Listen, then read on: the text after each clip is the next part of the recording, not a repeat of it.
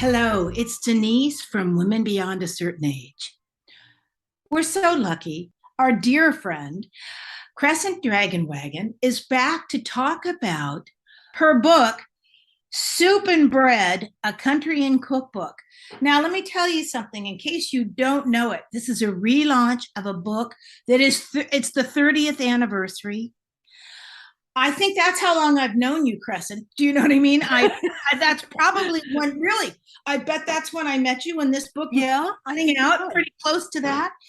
And it's a wonderful book. It's the 30th anniversary. And Crescent, thank you for you, because I know how busy you are right now.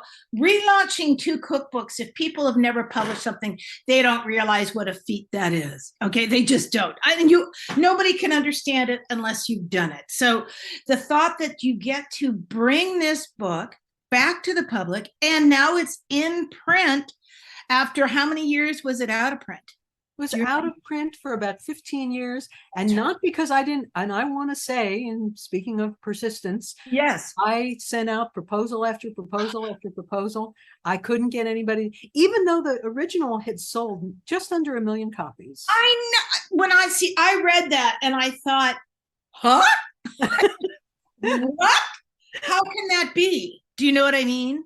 Yeah. But of course, we know that publishing has been through a lot of changes in the last couple of decades. Yep. Our world is different.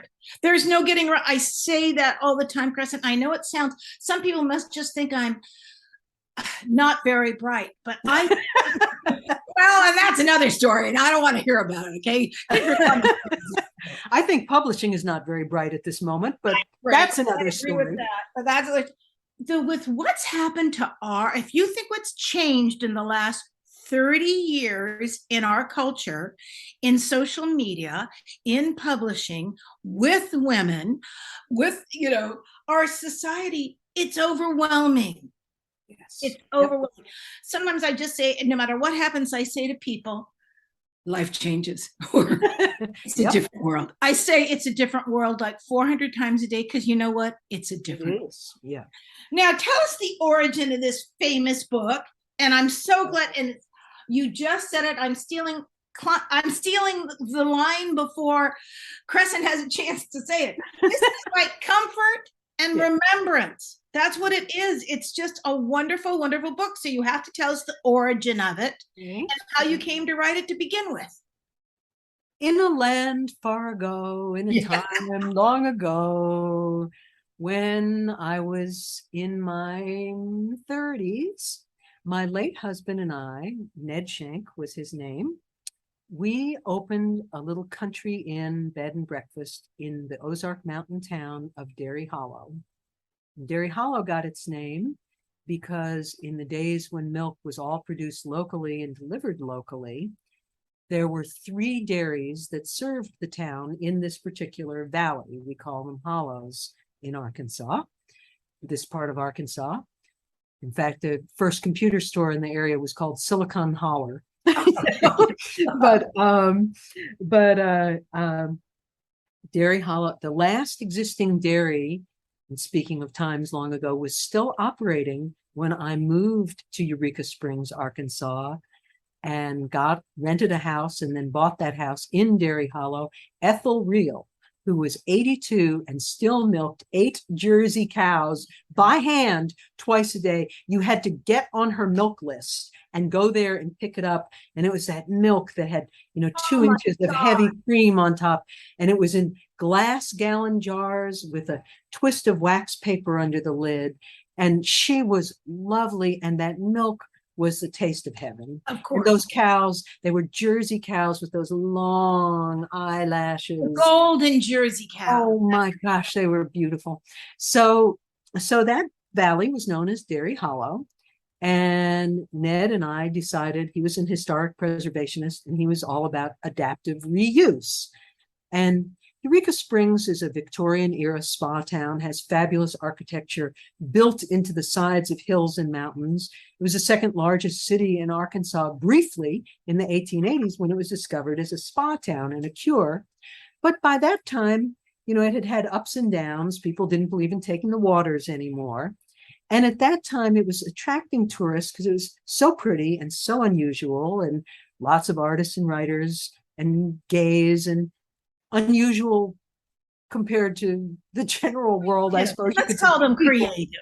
Yes, but so it had been that way for a long time. Since the 1880s, the town's motto was "Where the misfit fits." Oh, how cute. Oh, that. And sure enough, I fit right in. I got there like 2 months after my 18th birthday, and I lived there for many decades. And so Ned, being a preservationist, there was a tourist industry, but they were all, quote, up on the highway. They were all more or less, if not chain motels, cinder block.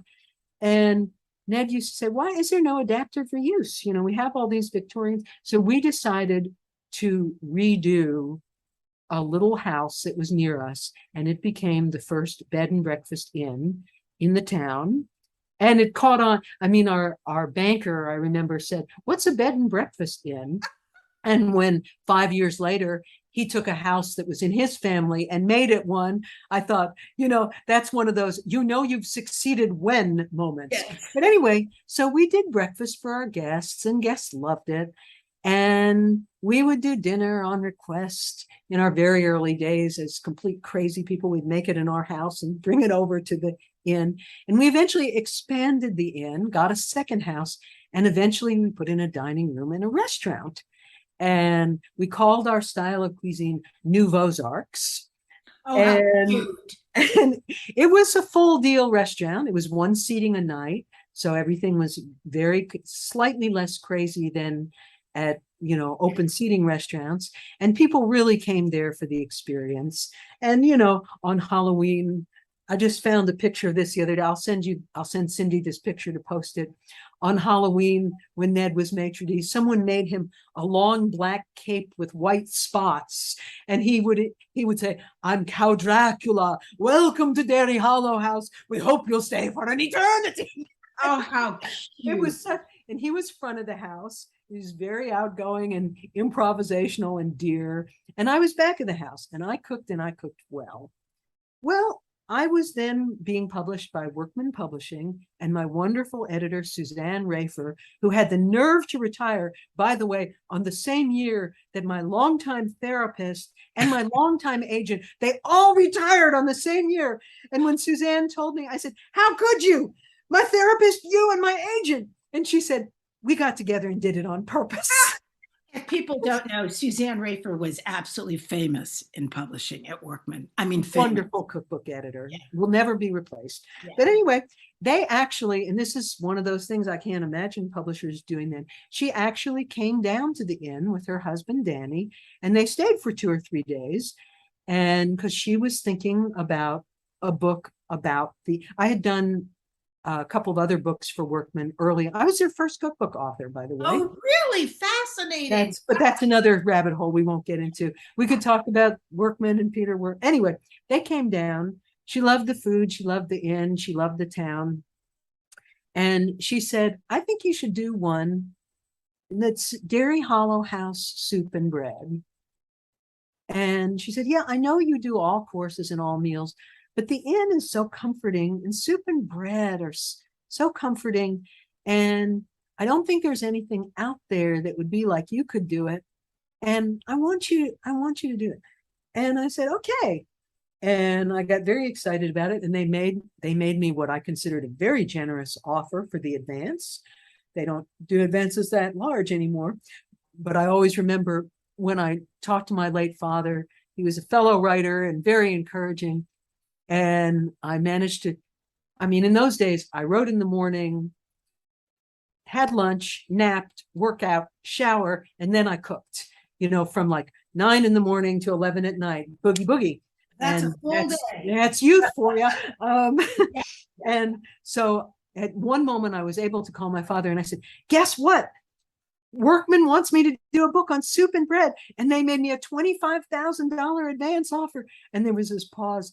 And my father said, in complete, undisguised astonishment, $25,000 for soup and bread? He was a Hollywood biographer. He couldn't conceptualize. And yet Suzanne was exactly right. And I loved writing the book. I loved experimenting. You know, of course, in the real life, in the kitchen, I cook improvisationally. But when you write a cookbook, you measure everything and give it to a third party to test. So you can make sure that you're not making the error in many chefs' cookbooks, which is assuming wisdom. You don't have to quite say, as Anne Mendelsohn said in her wonderful book about the Rombauers. Yes. The book is called Stand Facing the Stove. You don't quite have to say that, but you have to say everything. You can't just say saute onion. You have to say saute onion for about 5 minutes or until starting to soften. You know, or what you want to give lots of cues, because I would always ask myself, well, what if this was the first recipe someone made out of this book? Is it good enough that they would come back and make it again? What if it was the first recipe they made out of any book? Would they know how to do it? So I tried to write very carefully and precisely in the recipes, which are kind of, you know, you almost have to be as precise as coding. And that's different than the kind of writing that I do as a creative writer. So there are these recipes that all really work. And I know because I tested them and Amber tested them, and I sometimes gave them to other people. And I know that they work.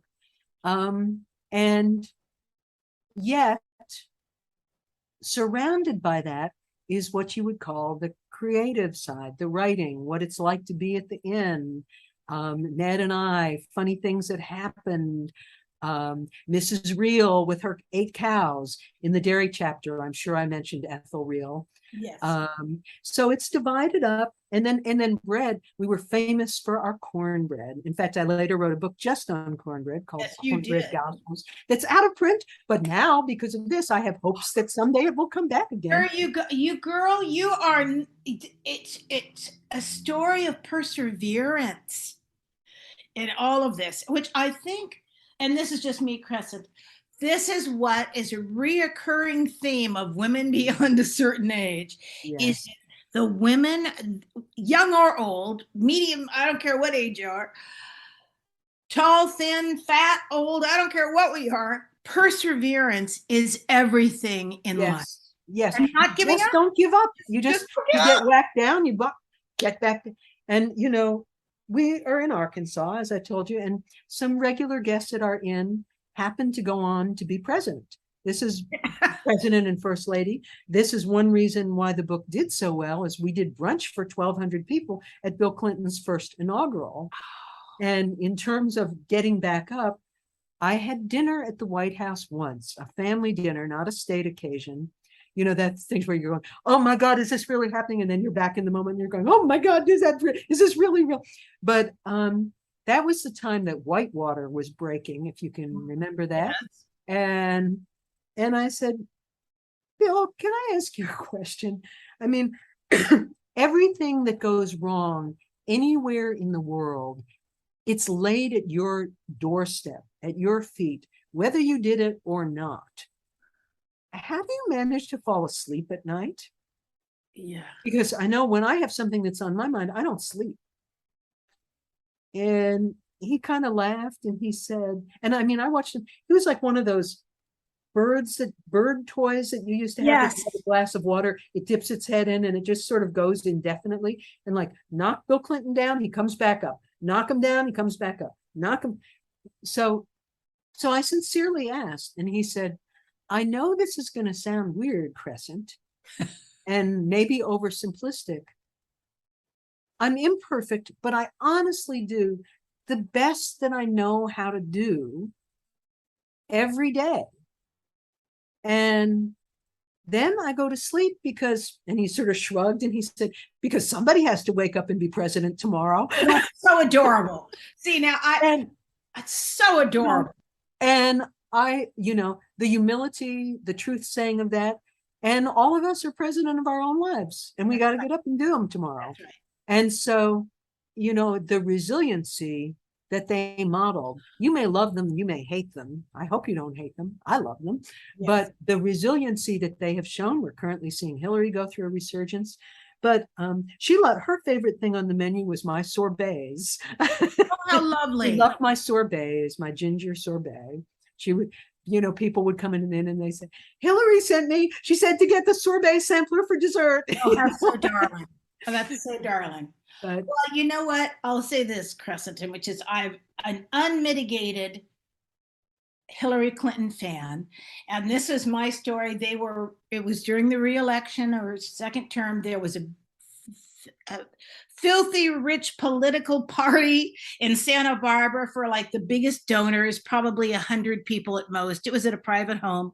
I was the chef, and it was lovely, and they were happy. But this is all I want to say. Out of the probably 10,000 parties I've given, or events, or TV shows, or anything, with kings, queens, diplomat stuff, who walked into the kitchen to thank me personally? Hillary Clinton. Yep. She was like I know she was going to the restroom. She saw me in the kitchen, came in and said, "Are you the chef?" I said, "Yes." She said, "That was the most delicious dinner. Thank you so very much." Oh, and that was Hillary. It. That's so Hillary. And I remember she walked away, and I remember thinking, now this career is really taking us. I'm like a rocket ship tonight. I mean, you guys aren't seeing this because you're not seeing the visual, but Denise just shot her arm up to show her career going up. Well, that reminds me, at the brunch we did, at the brunch we did, we served 10 kinds of soups out of the book. And we also served, there was a book that came out by a local press that was called 30 Years in the Mansion, that Liza Ashley, who was the chef for many, many administrations in Arkansas, wrote. And so Bill Clinton's then favorite dish, he's vegan now, but his then favorite dish was chicken enchiladas. So we had chicken enchiladas, and we brought Liza Ashley too to be part of our event, because the way I feel is you never lose by being generous, ever. And she had a book too, and her local publisher couldn't do as much for her so she was there. And the chicken for that meal was donated by Tyson Foods, another Arkansas company. And one of my favorite stories from that amazing day was a friend of ours was at the buffet line, and we had little tags for everyone who sponsored events. And of course, we went all out. The herbalist Jim Long, another great writer that you should look up. Well, Cindy, there's another thing for you to put a link to. Jim Long of Long Creek Herbs. He drove across country with bunches of dried herbs and twig lattices so we could decorate the place. And the Historic Arkansas Museum loaned us quilts. It's a generous state in many ways, though you might not see it if you just look at the politics of it at the moment. However, we hope to change that in November, but I digress. Anyway, so they had these little name tags that were all calligraphed and had little herbs tucked on them. And Jim Long saw Don Tyson helping himself to some chicken enchiladas, and the condescension in Washington, D.C. towards Arkansas and Arkansasians, I'm sure, was absolutely astounding. And so Jim Long overheard somebody say, "So, Don, I see you're from Arkansas. Are you enjoying D.C.?"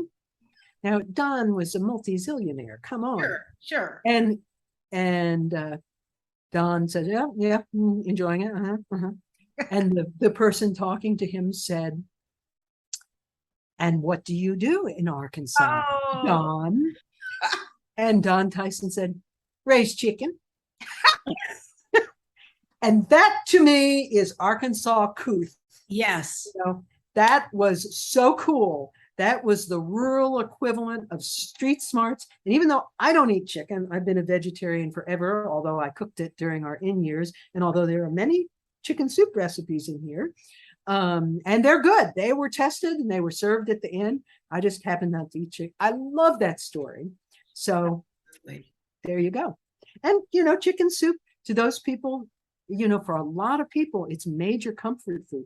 I do miso soup as my vegetarian equivalent, but Soup for comfort. Is there now, Crescent, you know this as a chef and as a food person.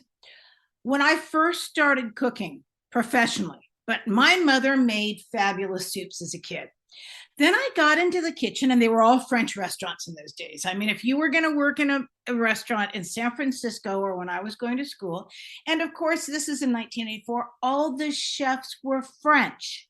Okay, the instructors were French. So I learned about stock. My mother always made stock. As an Italian, we had stock. We didn't call it stock, we called it broth, and it was so flavorful, because if my mother wasn't going to make a soup, or if anybody was sick, you would just have broth. She would cook some pastina in it, and we would have that, and remarkably, the next day, everyone was well. That's what you had the flu, you got a shot, you fell off your bicycle, you had a little broth with pastina, and you were well. So I know my mother made fabulous soups.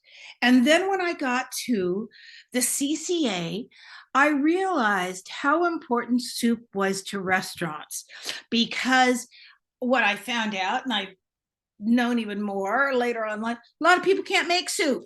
Yeah. Yep. They don't know how to make soup. If their mother didn't make soup, if they don't know how to make stock, they don't know how to make broth, they don't know how to make soup. So when I first started cooking professionally, at every job I went out on, the chef, especially if they were French, would say, go in the kitchen and make a pot of soup. So their test was no recipe, no, you're not going to make what I think you think I want you to make. You just make a big pot of soup.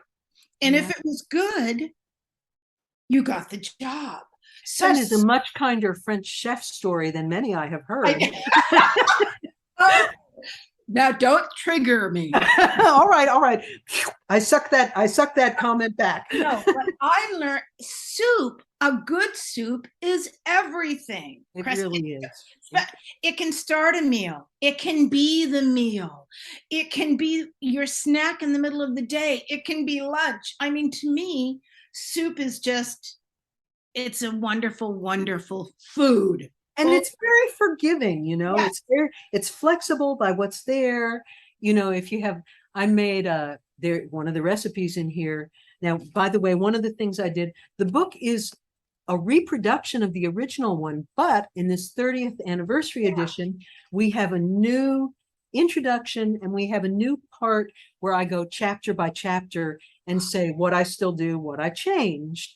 And one of the things, what used to be in the dairy chapter, it's a curried eggplant soup stew. And originally I did it with half and half, but one of the things I do with it now is I make it with coconut milk.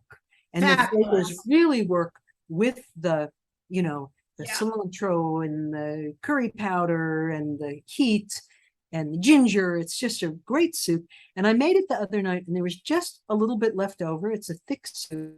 And so that, like the sauce I had just been to the farmer's market. So I did like a stir fry with, bok choy and stuff. And I threw in some tempeh, that soybean, threw in some baked tempeh, and I used the leftover soup as like a sauce or a gravy for it, and did it over rice, and it was great. It was that we had that last night. Honey, you just said it, and I'll tell you, oh God, that sounds. And of course, by changing it to coconut milk, for new people that are buying the book, you've updated it, because you so seldom see in a recipe anymore. People just say use half and half. Yeah, right. It's true. You just don't anymore. No one, you know what I mean? Yeah. And I know for me, Crescent, in my life, things that we used to use heavy cream in, I always say I just make it with half and half now, or sometimes diluted half and half. Yes. Do you know what I mean? Because and it's delicious and has less calories, and you've updated it. And, so once in a while, very seldom, I have real cream, because I made a tiramisu over the weekend. So it was real heavy whipping. Now, again, in what we're seeing in food, you could whip the egg white thing that people do with that and use it now. I know I can't think of the name. It starts with an A, something. I mean, there's so many. You're thinking of aquafaba? Yes. Okay, that's the water the chickpea was cooked in that people Yes. make unbelievable meringues from. Exactly. Unreal. How can it be? I mean, when I've seen what we've done in the past 20 years, it's exciting. Yes. You know, it's very exciting to try different things. So you don't have to use whipping cream anymore in a tiramisu if you wanted to make a riff on your own. But I had a little bit of cream left, and it was in next to the half and half, and my husband went to make his coffee, and he said to me, "What's happening with this little tiny bit of cream?" There you go. He said, I said, "It's up for grabs." He said, "I'm taking it." And he put that and the smile on his face, because I'm sure he hasn't had real cream in his coffee. I don't know how long. And I mean, I save it for the special things. I just don't use it routinely. Now, when you were talking about broth, one of my favorite compliments that I ever got on this book was from Shirley Coraher. And to those of us in food service, particularly of or beyond a certain age, Shirley Coraher is our goddess. Yes. Because she's a food scientist who knows why. To get a compliment from Shirley is a big deal. And she told me that she loved the book, and she said, what I especially loved was that you started with water. I mean, liquid water is where stock begins, where anything that has liquid really begins. And of course, you know, we're reading the terrible news of the imperiled water system now in Jackson, Mississippi. We read about it in Flint. Yes. And yet the quality of the water, besides basic to health, to hydrate enough, your stock, your coffee, your anything that you cook water with, it really tastes different if you use purified, filter, or clean spring water from if you use tap water, because most of it, even if it's not going to poison you, it has stuff in it. It has chlorine and stuff in. And so I started with the discussion of water and took apart, you know, if you put an ingredient in cold water and bring it to a boil, the flavors leach out of the ingredient into the liquid, whether it's bones that you maybe roasted in the oven first, roasted bed, whatever it is. You do that when you want the flavor in the water. Whereas if the water is boiling, when you drop it in, or simmering, it seals the flavors into the ingredient, hence poached chicken. Yes. You know, the liquid is much less muscular than if you had started it in cold water. So just talking in detail, it's food science, but it's also how you make things good. And as a bonus, a little bit healthier. I mean, I always think of food as being a triangle. I'm holding up my hands and making a triangle, since only Cindy and Denise can see what we're doing on visually. And the triangle that I see is one edge of the triangle is pleasure, and one point of the triangle is nourishment, and one triangle point is that it is the medium of benign contact between us and the world, between us and people we love, between us and the seasons. And even if you're alone, nobody eats alone. Somebody grew that food, somebody cooked it, somebody stacked it on the supermarket shelves or brought it to the farmer's market. And so, you know, it's not a common way to think about diet. You know, one minute it's keto and vegan and, you know, whatever. But I think a sane diet balances those 3 points of the triangle. Yes. You know, pleasure, nourishment, connection. Yes. And if you stick to food that does all 3, there's nothing you can't have, but there's things that you might not choose fast food, even if it tastes pleasurable to you. It doesn't to me, but it does to many people, as we're all kind of hardwired for crunchy, salty, fatty, sweet. Yes. But, you know, you might eat that less because even if it gives you pleasure, it's not nourishing and it's not really benign connection. That's right. You might, but you would eat it occasionally. Occasionally have that tiramisu, baby. Have it, you know, for the pleasure of it. But, you know, most of the time, if you make sure your meals hit each of those 3 points, you know, you might not be thin, but you're going to be a good weight for yourself, and you're going to have joy in your food and for who you cook for. And so soup is a big part of that for me. Soup is a big part of that. You know, And it's easy and is once people get into it, and this is just my feeling, because I make a soup almost every week. And lots of times, and when you were saying before, lots of times my husband will say, "This is the best cauliflower soup." And I call it cream of cauliflower. It has no cream in it. I throw a red potato in there, of course. But he'll say, "This is the best you've ever made." And I'll say, "That's unfortunate because it'll probably never happen again." I say the same thing. I said, "That was the best leek. I bought that big fat leek at the farmer's market, and we may never see a leek like that again in our lifetime." So no, honey, but soup actually, for people that don't know how to cook, which is why if they haven't had this cookbook 30 years ago, they should buy it now. Crescent, once you learn how to make soup, once you understand what you're doing with the sweating of some vegetables and adding a delicious clean broth that you've made, and if you don't have broth, then you use water, and use, as you said, filtered water.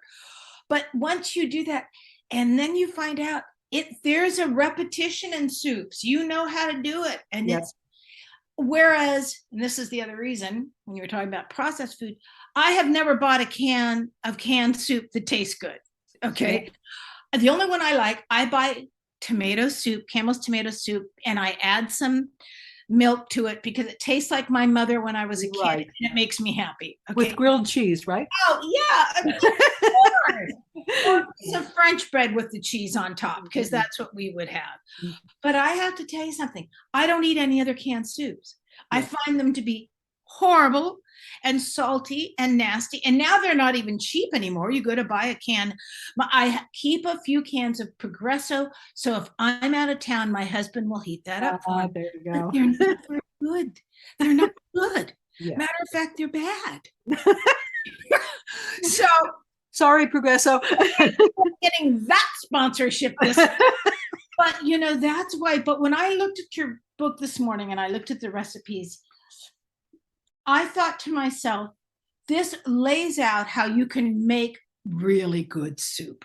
Thank you. What recipes jumped out to you? What did you say? I want to make Greek navy bean soup. Oh, thank you. And the other reason I love this, but the other reason is when I've gone to Greece, or friends go, we buy those big green, they call gigante, the big green white beans. Yes. And I bring home a couple of cans, and that's what I've got a couple cans still in my pantry. I'm going to make this soup, but with those already cooked great beans. Yes. Now speaking of the bean and lentil chapter in it. Yes. I think, let's see what that chapter is called. It's divided by main ingredient. So, you know, there's a chapter on chicken soup. There's a chapter on fish soup. There's a chapter on broth. I think the bean chapter is called Hot Hearty Bean Soups. So about, I guess it's probably 3 years ago now, I got a fan letter. I got an email from somebody, I didn't recognize his name. And he lived in Seattle. And he said, I recently told this story to a friend of mine, and he said, you have got to track down the author and write her about this. So I'm doing it. He explained that he took a job as the head physician's assistant, or actually he didn't tell me, he said a new job. He didn't tell me what it was at that point.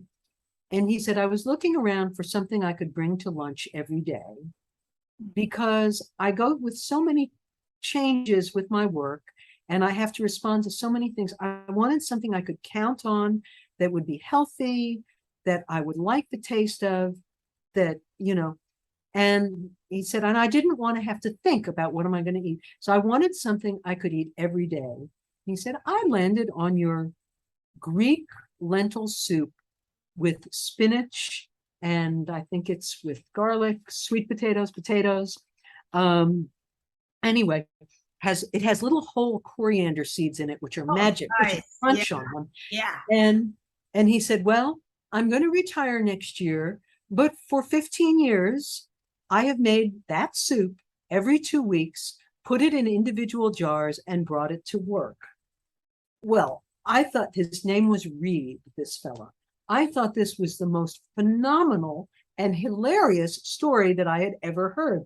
And I wrote back and I said, this is great. Can I write a blog post? Would you tell what work do you do? Yes. And would you take some pictures of you making? And by God, he did. He did all those things. And it turned out he was a physician's assistant, the head of a ward of AIDS patients in Seattle. Oh. Well, I just thought this story made me happy. And my book was out of print by then. I couldn't do anything to get anybody to take it, although I was trying. But at a meeting of IACP, International Association of Culinary Professionals or something, I ran into darling Joe Yonan at Yes, something, sweet man, who is also the editor of the Washington Post. And I said, Joe, and I'm not hustling my book or anything, but this is a fabulous, I mean, because it wasn't in print, you know. Yeah. This is a story that just made me laugh. It made me feel good. Would you like to do a story about it? And he said, well, send me the stuff and let me. And sure enough, he fell in love with the story too. He called Reed. They had their own interview. Yes. And he ran a story titled, "This soup is so good that one nurse has eaten it every day for 15 years. Now, just by a fluke, this recipe appeared in the Washington Post food section on, I believe, March 8th, 2020, the weekend before lockdown with COVID. Oh. So that was a moment that everybody was over the top anxious. They wanted comfort food. Yes. They were saying, oh God, I've got to stock food in my cupboard. What are these little pebbles? How do I make them soft and into wonderful things? That strictly because of the timing. Well, it's also a really good recipe, but I think it was timing. It was fluky timing. That recipe was the most reprinted, reposted recipe that the Washington Post ever ran. It didn't do anything for my book, but I think it made a lot of people happy. And people wrote, long, copious notes about what they did. And, That is, Crescent, that gives me chills. It gives me goosebumps. That is so special. No, it is. It's very, very special. Well, anyway, so when I saw it had been, they sent me, I guess I had a Google alert on it. Sure. And when I saw it had been reprinted in a newspaper in Bora Bora, that's phenomenal. Thought, how is this possible? Fluky old life. We're going to say it again. The 30th anniversary edition of Dairy Hollow House, Soup and Bread, a Country Inn Cookbook. And also, I'll tell you something else that was fun because I read the new forward, Crescent, talking about, and this is remembrance, and this is just so many things, and what's so important with food, because it's like me with the cream of tomato soup that my mother took out of the can, and I remember it to this day. You write in the beginning of this about how it no longer exists, that how do you write about a place that no longer exists? Yeah. But it does exist because it's still in your recipes, it's still in your heart, it's still in your memories, it's still everywhere. Yes. So this is so incredible, and it's just lovely. And I told you, did I already say this? I may be repeating myself.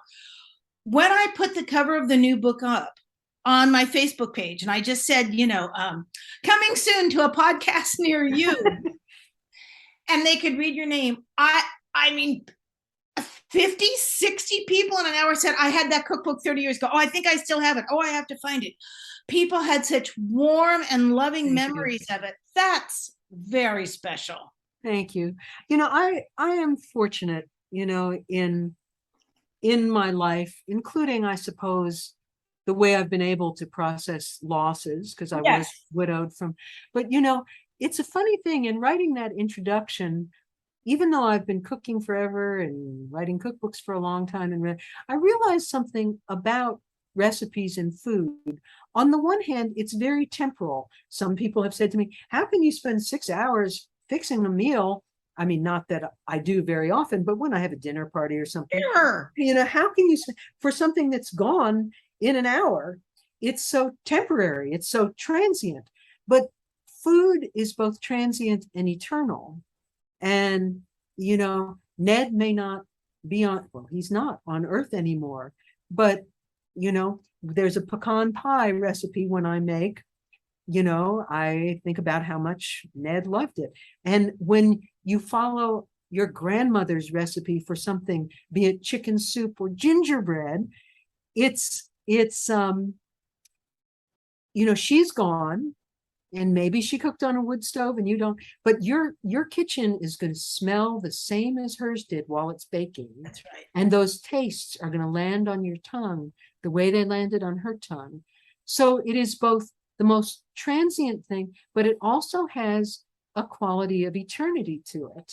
Absolutely. And I didn't discover that exactly that way. I mean, I love writing and cooking because they both, you continue learning from them and making discoveries about them, and you never stay still. There's always, one more thing. You replace the half and half with the coconut milk, or yes, the heavy cream with the potato, or, whatever thing it is. So that was very meaningful to me to get to make that discovery. And because that is that question that I opened the book with, which is, how do I welcome you to a place that no longer exists? Well, some element of it exists. Of course it does. None of us would be here without what came before. That's right. The people of the future wouldn't be here, wouldn't be eating what they're eating and thinking what they're thinking without us doing. It's on a continuum, and food is so much a part of that. And soup, with its kind of reassuring, comforting, and it's also the most easy dish on the whole menu to improvise. Yes. If you don't have this, you can use that. If you like it, like my present husband, Mark Graff, I happen to like if a soup has a really good broth. That's the thing that speaks to me. Yes. Underneath all the flavors and seasonings. Mark is not that big, I like a brothy soup. He would rather it have a little body to it. So, I'll make my favorite soup, and then I'll do a portion from him. I'll make a little paste of cornstarch and stock or wine or whatever, and stir it in, so it gives it the mouthfeel that he prefers. He prefers it to be a little thick, or, puree a potato or rice or whatever. Sure. He prefers it that way. Fine. Soup says, yes, ma'am. I'm here. What do you want me to do? I'll do it. Well, honey, I couldn't agree with you more. And of course, to me, I worked with, Cindy would know them, so I can't say their names. I worked with 2 or 3 of the most difficult producers, just really difficult producers. But I would always forgive them during the production, because one day when I was cooking, there was some beautiful fresh salmon, and I was able to take a piece that wasn't going to be prop food, and I cooked it in just some white wine, probably a little bit of, not even garlic, salt and pepper. I poached it. It was perfectly cooked. Hey, that's what it was. And to this day, I cannot see those producers without the first thing out of their mouths saying, Denise made the most perfect piece of fish I've ever had in my entire life. Yeah. And then I forget that they were drunk a lot, or rude, horrible, or smoking cigars, or pinching our fannies, or being obnoxious, or changing the scripts, or being horrible, because they told me it was the best piece of fish they ever had. There you go. Food things that you create, the memories you create for other people are. Thank you. And we do have to add that it has soup and bread. Oh, and yes. Though it doesn't say on the cover, it also has a section on salads. Oh, yes. I remember. Bread and salad. It's a perfect meal. It's a perfect meal. Assuming they're all good, it is the perfect meal. I think perfect too for people that are looking more timely than ever. People that are trying to find a new way to cook, and they can go back in an old way of cooking and bring it forward. Crescent, thank you as always. You are so welcome. You are so welcome. Cindy and I, we like you, and we thank you for. I know. As we said in the previous one, you're likable, you're lovable, and it will be okay. And when you look for the book, be sure to look for the 30th anniversary edition, because otherwise you will get a used copy of the old edition. And if you're a person that had it and loved it, as I guess nearly 1 million people were, it's a gift book, somebody getting married, give it to them with a wonderful soup pot, Honey, thank you. I look forward to talking to you again. And people that want to reach out to us, it's womenbeyond@icloud.com. Cindy puts all Crescent's information up so you can find it. And isn't your website just crescentdragonwagon.com? No, it's dragonwagon.com. Dragonwagon.com. Okay. And there's a bunch of stuff there. I'm also, I'm on Instagram. I know you're around. People.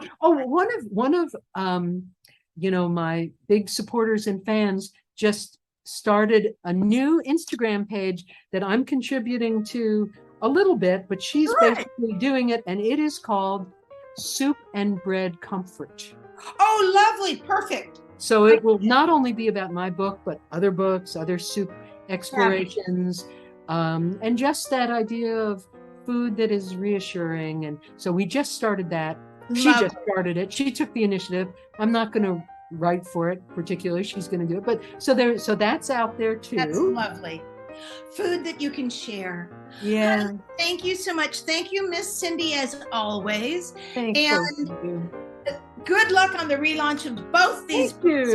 And we'll talk to you again soon, I hope. I hope so too. Okay. Who knows? Maybe I'll come and make soup for you. I would love that. Sounds good. Bye. We'll invite Cindy too, but as long as she brings the cow picture for me to see in person.